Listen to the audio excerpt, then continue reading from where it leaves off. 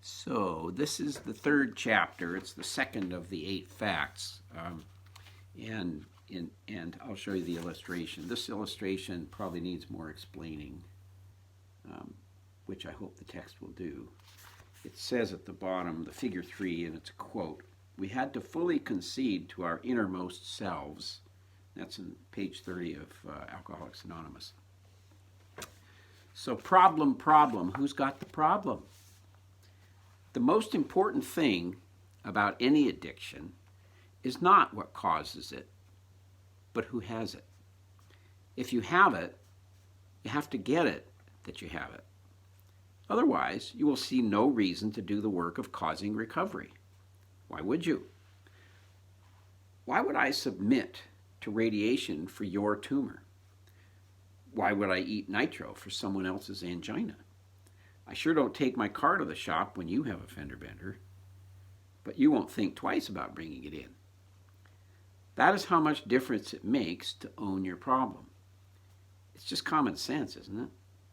Sadly, addiction robs us of so many things, and common sense appears to be one of them. Life would be so much simpler if we did not have this peculiar ability, a mysterious knack for thinking we do not own what is so painfully ours.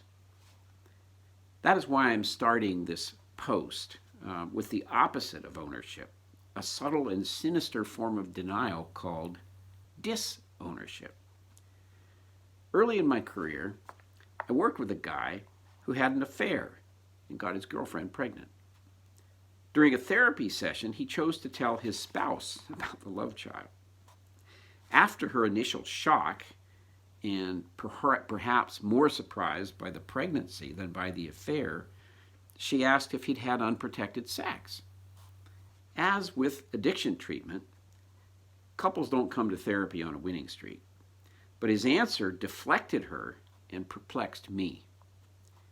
He just looked away and said, "It happened. Like, 1 minute, I'm at my workstation and putting in a day's work for a day's pay.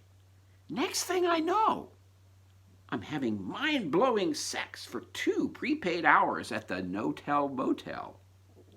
Unprotected mind-blowing sex." It happened. I put that in quotes. It happened is the language of a victim, someone who does not see himself playing any part in what has in fact occurred. Much like one drink, one drug, one whatever won't hurt, the words are literally true and completely beside the point. Language disowns the true desire, the actual decision, and the real consequence. What's his answer got to do with addiction, you might well ask? Well, have you ever said anything like, this is in quotes, "I'm a Jekyll and Hyde when I drink or use," or maybe just, I'm a different person when I drink or drug or whatever. Not a better one, but knowing that hasn't stopped me from taking the first drink / drug / whatever. That's the end of that possible quote. Perhaps you said, "I am a responsible and caring person when I am clean and sober."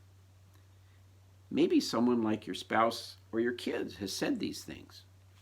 Before we develop the painful topic any further, let me share an example or two of my personal disownership. You may want to know I did not learn about this just from books or from other people's brain cramps. I had a few of my own.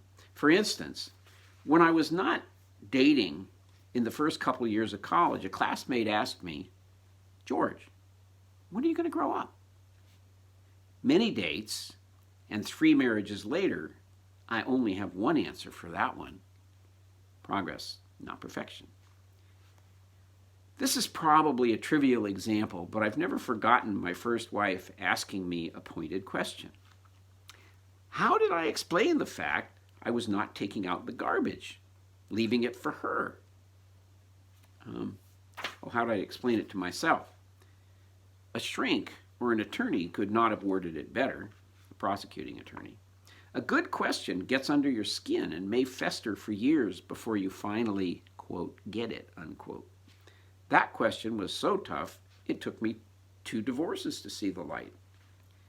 But the biggest aha for my emotional sobriety has only come in my 60s. I have seen my own pattern of avoidance. First, I had to watch my introvert third wife and my extrovert number 3 son build amazing networks in 2 very different fields. 2 people I love held up a mirror just by being in my life and living their own. Being in my life and living their own. They showed me just what I had never done to be more successful or have the friendships I longed for. Hell, I went to a particular 12-step meeting for 8 years and moved away without a single phone number. Still crippled and blinded by fear of rejection, you might guess, I almost did it again when moving away from another home group 8 frickin' years later. I do phone one person from that group. One day we may even go to a ball game. And I occasionally visit this group, stopping to chat with my old sponsor. After all these years, it is no great strain for me to avoid that first drink, drug, whatever. I wish I could say the same about going a whole day without anxiously avoiding some person, place, or thing. If I attended Avoiders Anonymous, I might never take a 30-day chip. Yes, there are still times my behavior makes me want to throw up. But believe me, I now have more friends than I've ever had. I even joined a choir for the first time at the tender age of 65. Ownership is a bitch, but it is the only way to go. Enough about me. The Getting It workbook, in other words, the workbook called Getting It, same title as this book, but not this book, includes an exercise for detecting your own lack of ownership right at the moment of relapse. It's called BFOTO. The acronym is capital BFOTO, all caps. Pronounced BFOTO, which stands for Blinding Flash of the Obvious. A short form awaits you at the end of this chapter. There is one sure sign the group version of BFOTO has been effective. You often hear it when we get to the final question. Same thing at the end of this chapter. The group has already tallied up all the different ways in which each person was out of reality at the key moment of decision to pick up that first drink or drug or whatever of relapse. That last question is this, quote, what was your blood alcohol level or your urinalysis, positive or negative, at precisely that moment, having not had a drink or drug for a while, or whatever you do, and deciding to start again at precisely that moment. Those who are getting it will see the significance of a 0.000 blood alcohol level and a negative UA at that moment. The mind and brain that decide to pick up the first drink or drug of relapse have no drugs or alcohol in them. Oops. Those who are now seeing this painful truth often say, and I'm quoting here, I've heard this many times, I feel sick, unquote. Sick about what they finally understand, what all addiction treatment must try to help patients face. The simple fact is, we are clean and sober the moment we decide to pick up the first drink / drug / whatever we do of physical relapse. Not only that, we were clean and sober, not a molecule of drug in our brains, during the entire process of relapse. The dimmer switch for memory and willingness mysteriously lowered itself in our clean and sober brains. No drug made us decide not to go to meetings or therapy, not to do homework or pick up tools. Unprotected sex leads to pregnancy or disease or both. unprotected recovery leads to relapse. Yeah, addiction is a disease, and the way it controls the brain of the clean and sober victim is one of the biggest reasons why. Dang, did I say victim? That's the weird thing about it. You are a victim if you suffer from addiction. Yet, when you take full ownership of having a disease that controls your brain, you get to stop being a victim. But you got to take the car to the shop. Your car, not mine, even if mine crashed too. Father Joseph Martin, himself in recovery, once observed that the greatest gift God can give an alcoholic is pain. More specifically, the pain of looking in the mirror of self and wanting to throw up at what he sees. I sincerely hope you will forgive me, dear reader or listener, if this letter makes you feel, there's the word letter, it should be post. If this post makes you feel even a bit ill, sick, to see how you may have assumed the problem starts after the first drink or drug or whatever. That Mr. Hyde needed to change, not the virtuous Dr. Jekyll, not the clean and sober self who reads this page, the one who may just now be getting how you can know you are an addict, alcoholic, whatever, yet makes so little effort to actually change. The good news, the more vividly you see the truth about yourself, the less effort it takes to do the work. I mean, how hard is it to take your car to the shop when you crash? It doesn't even matter whose fault it was. If this section is making you a little queasy, I do have a gentle suggestion you did not ask for. Feel free to skip this paragraph, but if you are still reading, just see if you can be with the nausea. Then, if you are willing, ask God or life or truth or especially love, ask them, one of them, anything that makes sense to you, to give you courage and humility. Whatever it may take to receive Father Martin's gift.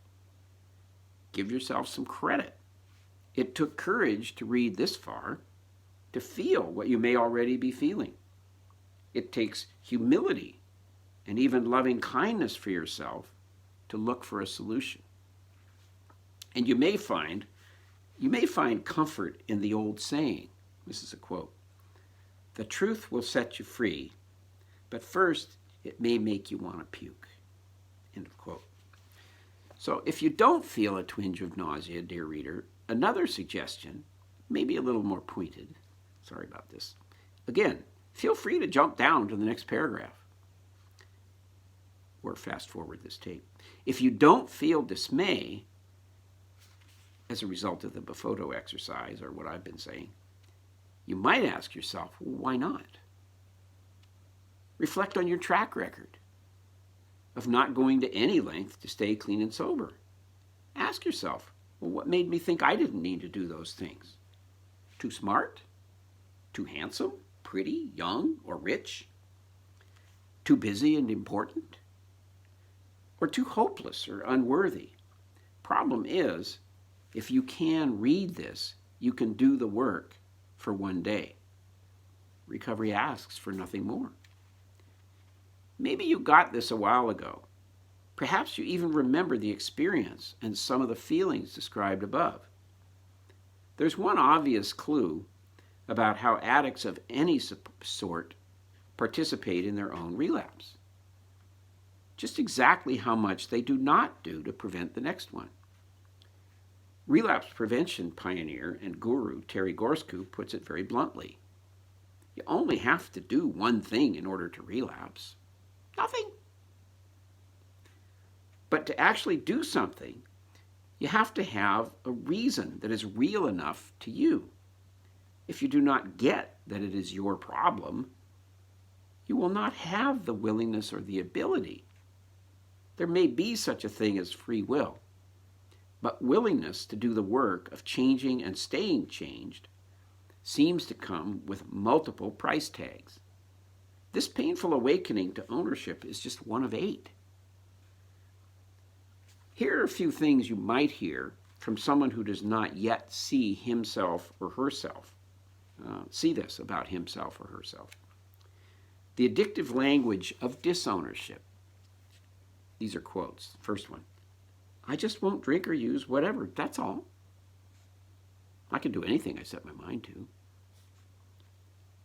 I'm good, responsible, and so on, as long as I don't drink or use, whatever. I'm doing this for someone else. Maybe not quite in so many words. You would drink or drug or whatever too if, fill in the blanks. Other people, places, and things make me drink or drug or whatever it is I do. So, what do we hear from those who have acknowledged that deciding to pick up the first drink or drug, whatever, occurs without alcohol or drugs in the brain, their brain? What is the recovery language of ownership? A few quotes here. I never did it for myself before. Now I am. My problem is me. I'm just one drink away from the next drunk. Help! Or, will you be my sponsor? And there will no longer be a debate about being powerless over alcohol and drugs. One you will hear from old-timers,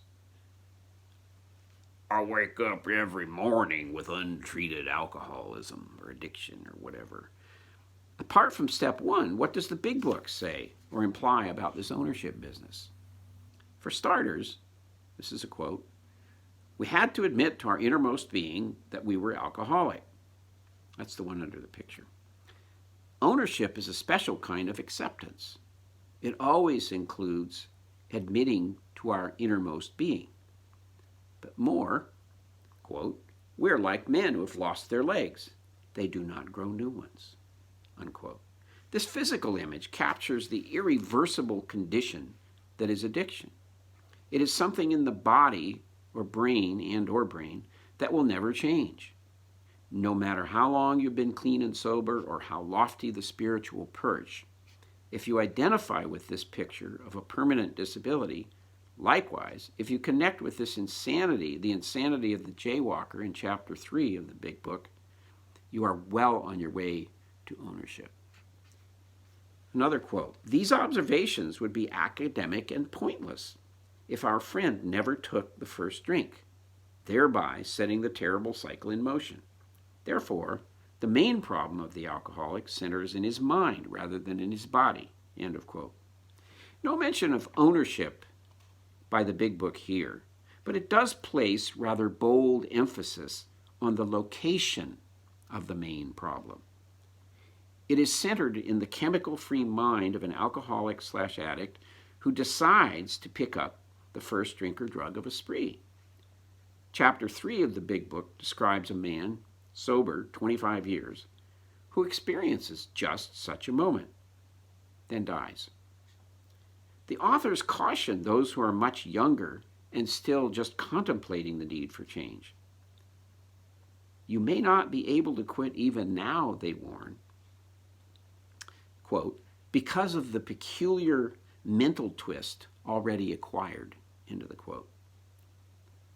And when we acquire something, do we not then become the owner of that something? So they didn't use the word ownership, but they did use acquisition. Decided to quit on Tuesday? On Thursday, the drug and chemical-free mind reconsiders. It wasn't that bad. When this brain believes itself, it can then toast to its own bad health. To repeat, the issue is not what causes the problem, only its location. In whose body or mind does it operate? Does anyone remember the iron law of ownership? Quote, whatever happens inside the skin happens to the person who lives in there, unquote. Problem. Who's got the problem? By the way, that quote is from my first book, White Knuckles and Wishful Thinking. The founders of 12-Step Recovery did not stop here, however. Ownership turns out to be one of the principles to be practiced in all our affairs. The Step 4 inventory introduces one empowering question. In all matters of resentment, fear, and conflict, we are to ask, what was my part in it? In other words, what did I do to make the situation occur or get worse? How am I not a victim? What was the actual control I had and bloody well used? Yours truly has been known to refer to this practice as the joy of blame. It is a mysterious pleasure that only comes when I reclaim my power and take the blame for what I actually did. Let me repeat that. It is a mysterious pleasure that only comes when I reclaim my power and take the blame for what I actually did. It is the exhilaration of ownership and integrity and escape from victimhood. AA also focuses on personal ownership with step 10 in the book, 12 Steps and 12 Traditions. Here's a quote for you. It is a spiritual axiom that when we are in emotional disturbance, we are doing something wrong. Some of us may prefer a psychobabble word like ownership to the moralistic language of the 1930s. Actually, it was written in the 50s. But what is the practical application of the words either way? You did something that hurt me and I'm upset. And I look at me. I look at my part and how I contribute to my own disturbance. Well, where have I tried to bend reality to my will? Where have I demanded the fulfillment of my expectations? When have I taken your inventory instead of my own? When have I been triggered by my own programming, not your selfish and inconsiderate behavior? I know that some readers are honestly trying to live as Jesus did. You may recognize the principle behind looking for my part in it. It is nothing less than shifting the focus from the, quote, mote, unquote, in the other's eye to the beam, quote unquote, in your own. Jesus also taught a clear parable of ownership, brief and simple. His comparison between the hireling who half-heartedly looks for the missing sheep and the shepherd or owner who will never stop looking is an apt one. You may prefer a more urban comparison, probably closer to your actual experience, unless you live in England or Montana. Homeowners and renters. You can often tell just walking down the block which homes are rentals and which are owner-occupied. How about you? Have you been treating your body/life like a rental? Assuming someone else should do the maintenance? Are you owner-occupied? Here's one last fact about owning a disease, a, quote, mental twist, or a human body. Ownership of a house, a car, a sheep, or even a slave is a legal fiction. Without human culture, institutions, and laws, none of us owns anything outside our own skin. Private property was apparently unknown to the original Hawaiians or to feudal England. Ownership of a disease, of a decision, or of the craving process that may have caused it, on the other hand, is a physical fact. If I have a brain tumor, I cannot trade it in, sell it to the highest bidder, or give it to charity. As long as it is inside my skin, it is mine. I own it.